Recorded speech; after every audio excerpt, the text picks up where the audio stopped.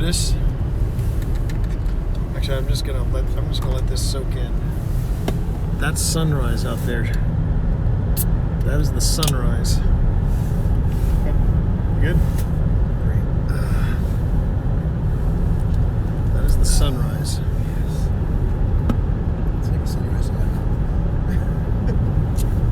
What was that? I said that's like a sunrise in my mouth. Yeah, I know, right?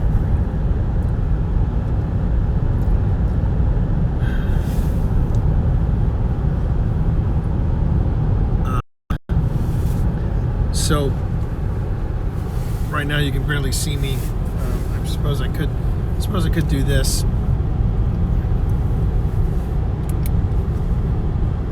as a poor man's lighting. Actually, that's not too bad. That's not too bad. How you doing, everybody? We are heading home. We are heading home after 12 hours at Cresson State Penitentiary. I'm not going to shine the light in the face of my driver, Phil Rossi, because I think that would be a problem. Oh my God! Was it Monkey just came in and chat. Monkey came in and chat and said, "Was it spooky enough?" Yeah, it was. Was it spooky enough? Jesus Christ! I mean, yeah. I am still. It's gonna. Well, I think Phil said it best. You mentioned something about processing. This is not going to be just something that we sleep on it and we'll be fine. It's going to unravel slowly. Yeah. There's a lot went down tonight. A lot went down in 12 hours. Yeah. I mean, we're not even going into the fact that I've been up about 26 hours straight because I hit 25. Yeah. I was up at 4:30. 53 years young, baby. 53 years young, living like a motherfucking rock star, bitches. But yeah, yesterday, yeah, I gotta say that yesterday, I got up at 4:30 to get in my run. I'm not getting a run this morning, obviously, and I actually turn 53 tomorrow. This is part of my, I guess you'd call it my birthday week. It's Halloween week, of course. But yeah,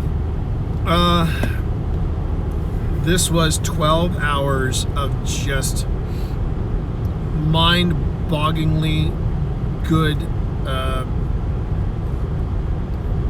just good experiences all around. Big shout out, everybody, to West Virginia Paranormal Investigations and Dark Hollow Paranormal Investigations. And Dark Hollow Paranormal Investigations. Two Guernsey represented. Okay. They took great care of us tonight, and we were the new kids. And I don't think it showed. I don't think we were like looking like absolute noobs, because we acted and we looked like, and we carried ourselves like we knew what we were doing. Yeah, let's face it, we've done a lot in a short amount of by way time. of earning experience. Yeah, we have Since July. and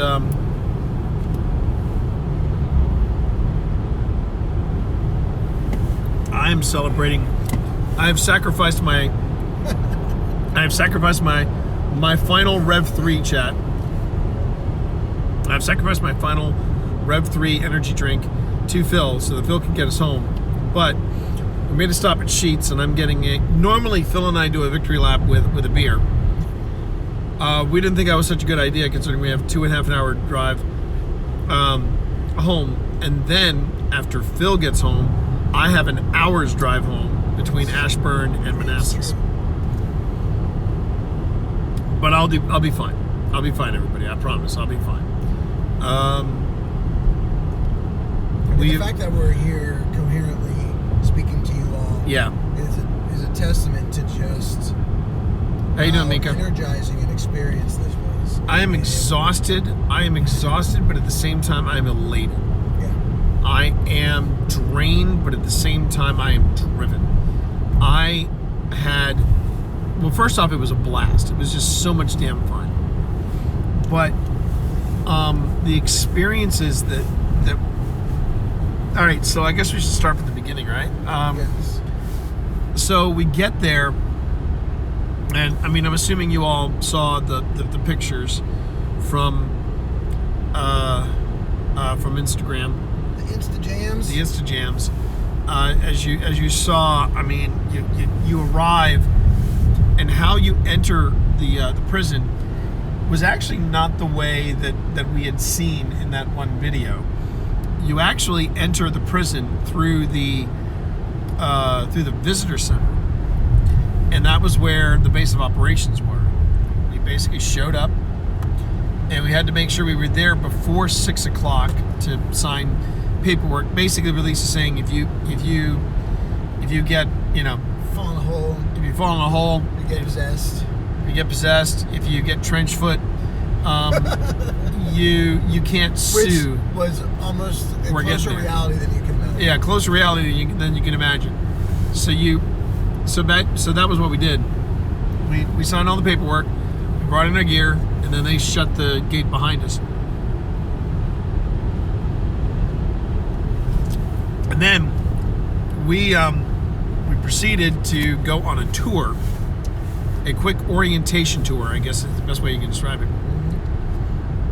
Which I love that they did. That was great. Well, because also it was pretty critical for us to see the buildings in daylight. And we'll daylight. Get to that. Yeah, we'll get to that in a second. It was critical to see that, and also it gave us historical perspectives. The folks who were running the tour, who were running this operation, they basically got us up to speed on the history and on what was going on at Cresson, and it was pretty brutal. It was pretty brutal.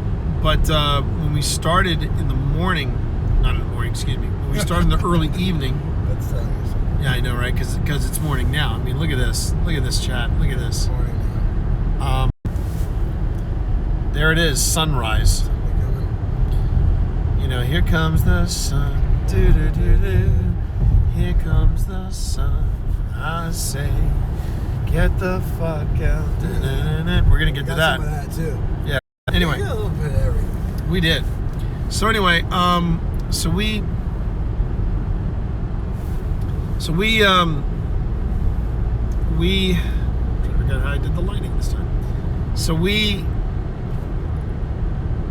get there at 6, and we do a quick orientation, about an hour and a half, where we just walk around the building, and we walk into some of the buildings, and we just get a feel for the place at daylight. Now, we emphasize that because it was an entirely different. As we were walking through this building in daylight, dying daylight, I should add, limited daylight because it was actually raining. Yeah, we were on the fringe of that nor'easter that blew Yeah. through. We noticed how dark it got real quick. Because basically we walked into one building and it was still daylight, and we walk out and it was dark. Yeah, Night had fallen. pretty much. And then we started the tour in earnest, and we led off with and it was nice because now I'm gonna let Phil talk a little bit about how he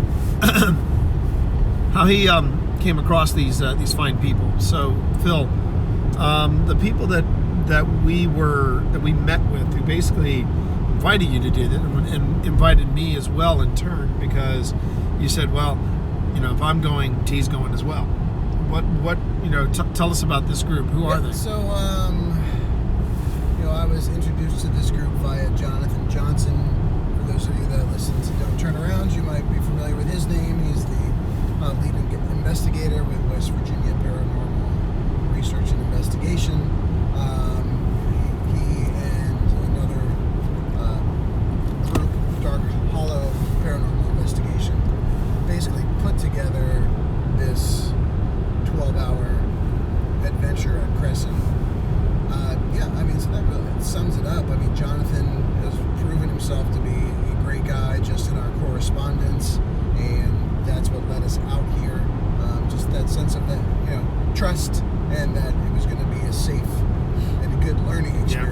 too, because Yeah. we have not really, this was a next step for us. This was a big scope, next step. The scope of this investigation, bigger than anything we've ever done. So, so that was who Phil knew, and who got us this opportunity to do this 12-hour from 6 p.m. to 6 a.m. investigation at Cresson State Correctional Institution. And the first place we were going to was I can't remember the actual number of the building, but it was basically solitary. Building I. So it was solitary. We were heading to solitary to begin. And this was not like a supermax prison, but you kind of felt like maybe this was the genesis of it, the blueprint, the foundation, the protogener of the supermax prison, because man, those cells were tiny. Cells were tiny. The one thing that really stood out to me, and I'll post it on Instagram, but in every single one of these solitary cells, there were grease stains on the door frame, from where I'm sure these inmates had their hands pressed for many hours wanting out, and it was just unbelievable that was there. Right. You knew right away looking at it what it was. I mean, it was the only spot in the cells with those particular particles. And good morning, Steampunk Rick, by the way. Good morning, Steampunk Rick. One of the things that you may also notice too, chat, is if you look at the recent shows in my video library, I believe that we did like 3 streams directly from Cresson. We did a pre-show, and of course this is the post-show. But what was really amazing about the facility at Cresson was that the data the data network. Check break. It was not 5G. It was not 5G. But you know what? It was strong enough that we could go on ahead and stream. It was fine G. It was fine G, exactly. It was fine G. And we were very happy about that. Now, the reason why it wasn't one continuous stream was because I needed a bigger brick. I needed a bigger power brick for to stay online, because I kept running out of juice. Kept running out of juice in the phone. But it really didn't matter, because we were streaming from this event, and the stream was holding, and the stream was solid. We had a few user errors that led to us having to break up the stream, and then there was going to be a final push that I promised that I was going to do at 4:30, and I was so excited about the final push I forgot my phone. So excited for us. But I will say this: I'm glad I didn't do it, because I don't think the final push would have worked as a stream, because most of it was us standing in the darkness. In the darkness of these tunnels that we were introduced to at the very beginning of the day. So yeah, so we started with solitary, and I was so impressed with how our devices were going, the back and forth.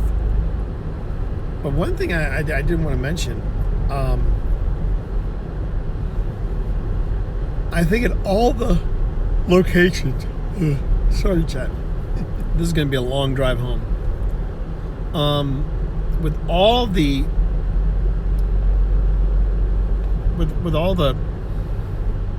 different places we went while we were at Cresson State, the silence was just thick. you would ask a question, and then it just felt like you could hear yourself age as you waited for an answer or a response from a device or something like that. It was intense. What did you think? Yeah, I think it was just this heavy weight. I mean, the silence had absolute weight to it. Yeah. And yeah, I remember just. I think that kind of was wearing on me. I think that was wearing on me because it was just so intense. It was so heavy, and I was trying to tell myself, well, this is natural. This is the way it's supposed to be. But man, I think that's part of the reason why I feel so drained. I feel like building F, which was the end of life building, and essentially what that means is, when someone went to that building, they went there to die. This was a place for terminally ill patients and terminally ill prisoners of the facility, and that. Well, like I said, we're going to get to that one in a second. So the first building we visited was Building I, which was solitary. And then we followed that up with, was that the D building? D building. D building. Which was the living quarters for the prisoners in the 80s when... The general population. If you want to... the 80s through 2013. Yeah. If you want to know what that particular... building looked like on the inside, it's real easy.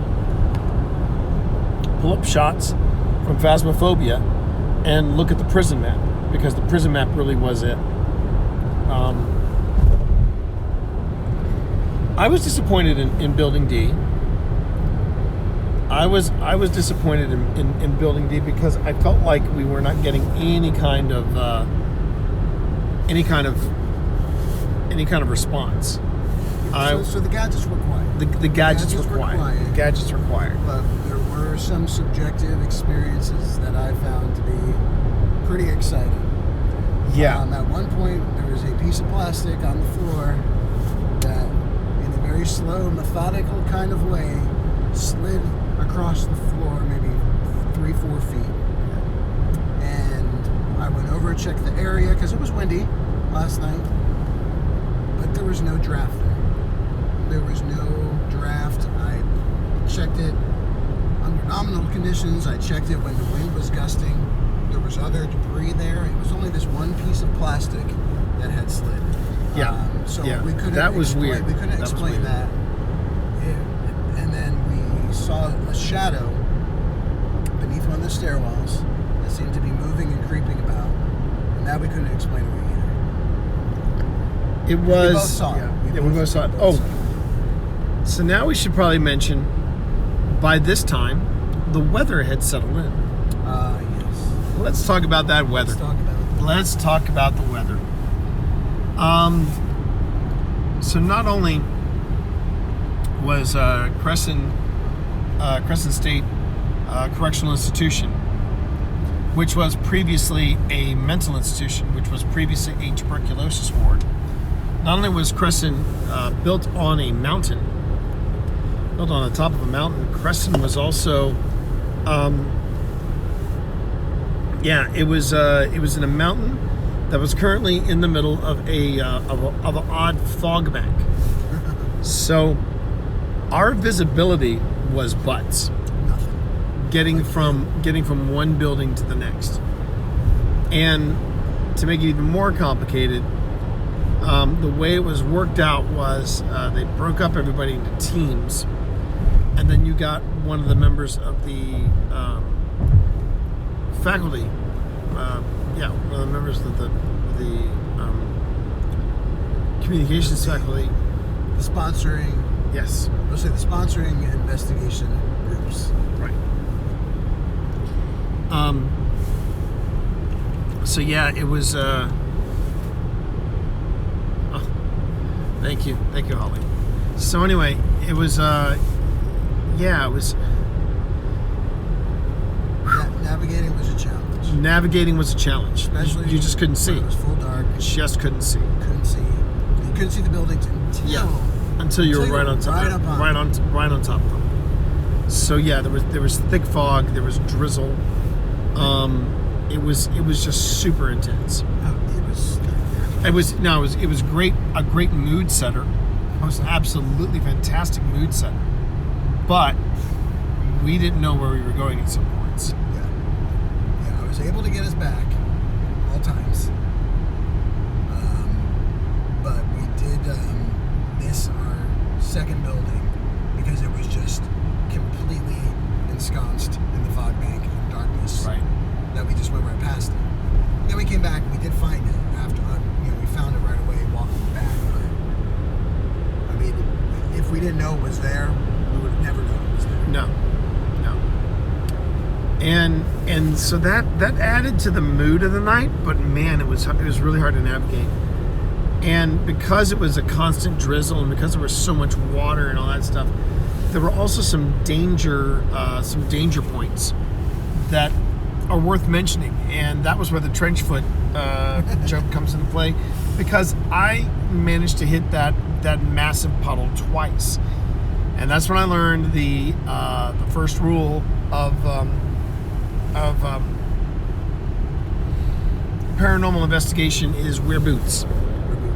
Wear boots, because I really should have worn boots instead of. I mean, granted, I was wearing my running sneakers and I had great arch support, but man, the rainwater just went right through them.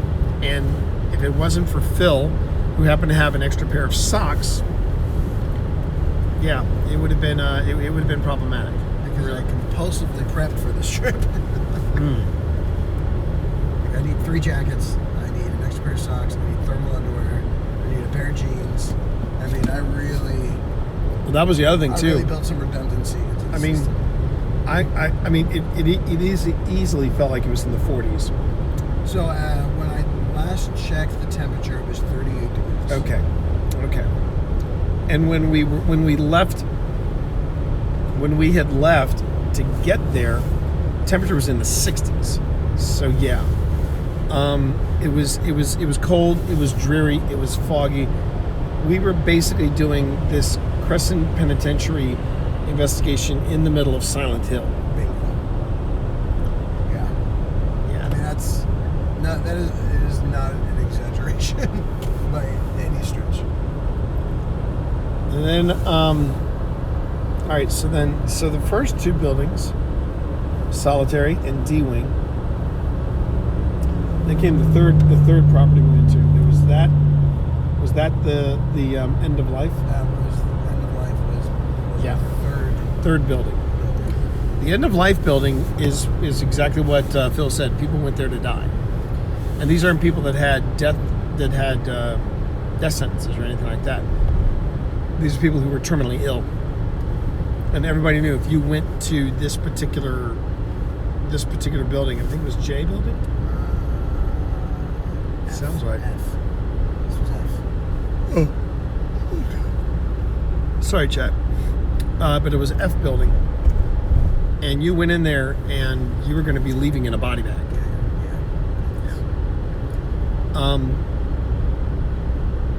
That was intense. That was a very intense location. The corridors felt extremely tight. They felt very claustrophobic, extremely tight. Would not recommend. 1 star. That was a tough one. That was a tough one to manage. That was a real tough one to manage. And we were streaming it in real time, and Resident Moon, Spence, they tried to lighten the mood. They tried to lighten the mood with a few jokes, and they were falling flat with me because I was just kind of wound up. But again, I got through it. I think the most terrifying moment, though, was when Phil decided he was going to do the Eustace method of EVPs. Spirit box. Spirit box. I'm sorry, Spirit box. Yes, thank you. Spirit box. where you listen to the spirit box, but you're blindfolded and you got headphones on. So basically, it's sensory deprivation. And I'm asking questions, and he's fielding answers. And that particular session was very intense. It was intense. Yeah. So much that when I said I was trying to get his attention because we got a hit on the flux, and I'm like, Phil, and he ripped the headphones off, and he just looked at me with abject terror. He was like, "What?" and I was like, "Oh, we got a hit on the flux." And I thought he was gonna tell me that there was a shadow figure standing right behind me. I mean, that's. Phil sprang to mind Phil should know me better. immediately. I'm not gonna tap your shoulder and go, "Hey, Phil, something is creeping up behind you." I'm grabbing Phil and yanking him out of there, and I am dragging him, screaming, out of this building, and I'm just leaving our gear behind. Someone else can take it, because yeah. But anyway, so that was F building. There was just we went upstairs where a lot of people said more freaky stuff happened. That'd be really spooky to do on both sides. Yeah, it is. I am. I mean, it's gotta be spooky for you to hear me shouting out answers. Yeah. It's almost like the person that's under the blindfold and the headphones. It's almost like they're in a trance, right? It's almost like they're directly tapping in to whatever that presence is, which in a lot of ways is kind of what it is. You know, Yeah. because when you're under that, you almost feel like you are entering a trance state, and it's very disorienting. It can be very disorienting, which it was in this space. It was wild. It was wild. Never quite experienced anything like that. Right. And I told Phil that I was going to do that. I told Phil that I was going to give the Eustace method a try again. Estes. What? Estes. Sorry, Estes. It's been a long night. It's been a long. You can call it whatever. Like the fuck 12 you hours. want. Right now I'm struggling to stay awake, and that's one of the reasons why we're doing this stream. We're doing this stream because I'm trying to keep Phil awake, and Phil's trying to get me to power on through because I still have an hour's drive to get home. There's a part of me that's like, well, I could just say, well, hey Phil, I'm going to take a quick power nap at your place, then I'll come home. And I'm like, yeah, I just want to go home. But you are welcome to. Oh, I know. And if I really feel like I'm in trouble, if I feel like when we get home, I'm in serious trouble. Punch you right in the dick. There you go. Then I'll be like a dick punch to him. Then I'll be like, okay, I'll go on ahead and take a quick nap, and then I'll be fine. Dick punched him too hard. Oh, Again, it's man. All right, so then, and then we,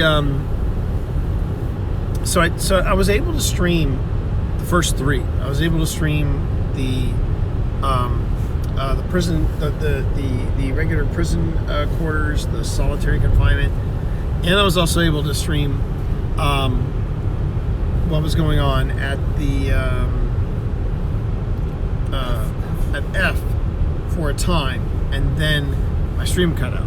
And the reason why my stream cut out was because my phone ran out of juice and needed more juice, and that was really problematic. Which brought me to the next lesson that I learned from all this, which is, make sure that I have a big power brick. The good news is, Phil's got a power brick that he's going to be sending me a link for. They're relatively inexpensive, and I can get hours and hours and hours out of it. best power brick I've ever owned. I powered my camera running IR,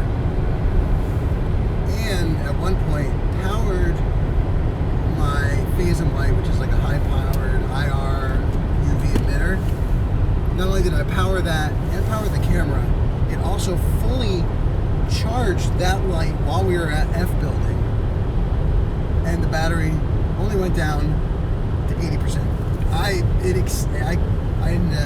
it just exceeded my expectations. So that is definitely going on my list of recommended power bricks for anyone facing a long night of investigating and you need the power. So there was that.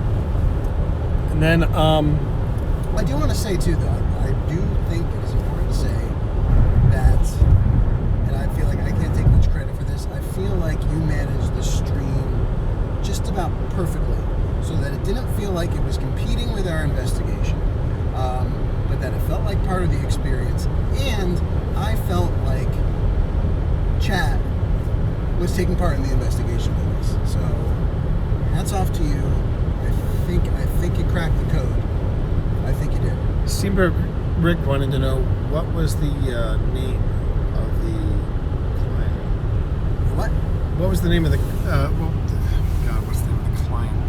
What was the name of the brand for the brick? I do not know off the top of my head. Okay. I have one powered by my Mac. There we go. Yeah, I mean, there are good, really good bricks out there, and yeah, I mean,